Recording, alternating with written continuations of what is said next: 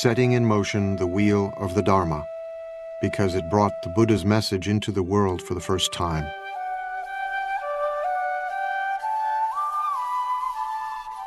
He did not propound a dogma. Instead, he spoke from his own experience, out of his own heart. He had known the abandon of the sensualist and the rigors of the ascetic.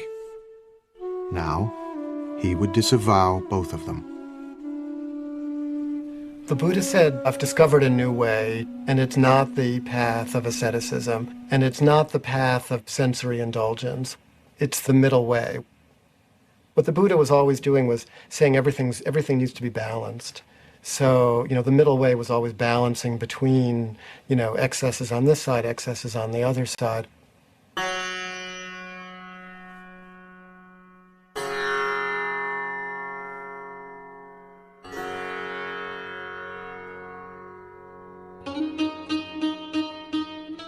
Fair goes the dancing when the sitar is tuned.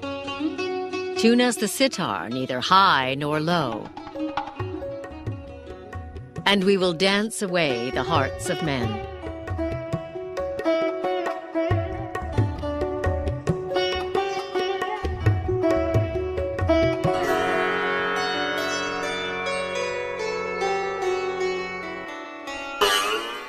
But the string too tight breaks, and the music dies.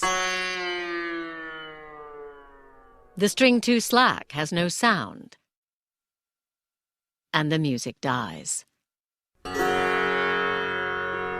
There is a middle way.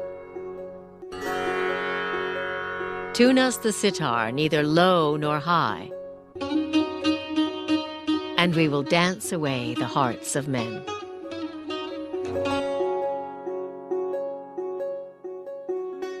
The path to enlightenment lay along the middle way, the Buddha taught, and the ascetics listened. Now he would answer the question that 6 years before had provoked his spiritual journey, the question of suffering. Buddhists don't have a creation story. There is no creator deity. It's not really of interest. It's not an issue. What's of interest is the problem of human suffering and the solution to human suffering. Pretty much everything else, right, is beside the point. The Buddha's analysis of suffering came in the form of what have come to be called the Four Noble Truths. There is no commandments or anything. The first noble truth is that there is suffering in this world. Generally, this suffering has been mistranslated. Suffering is not entirely accurate to the word that the Buddha probably used. It means something closer to dissatisfaction, that, we're never quite happy, and if we are, that's gone in an instant anyhow. And he says that this suffering, this unsatisfactoriness, doesn't arise by itself. It has causes. Our own mind causes it.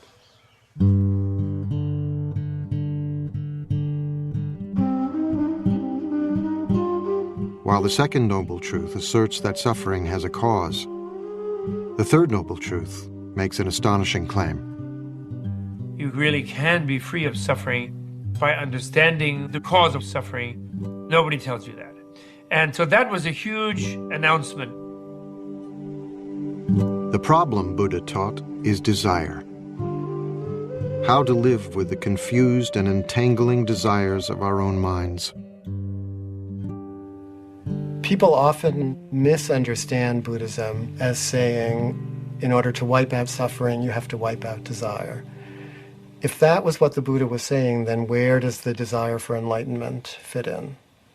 The Buddha is saying, be smart about your desires. Desire must be there. Without desire, how can lead our life? Without desire, how can achieve Buddhahood? Strong desire to become Buddha.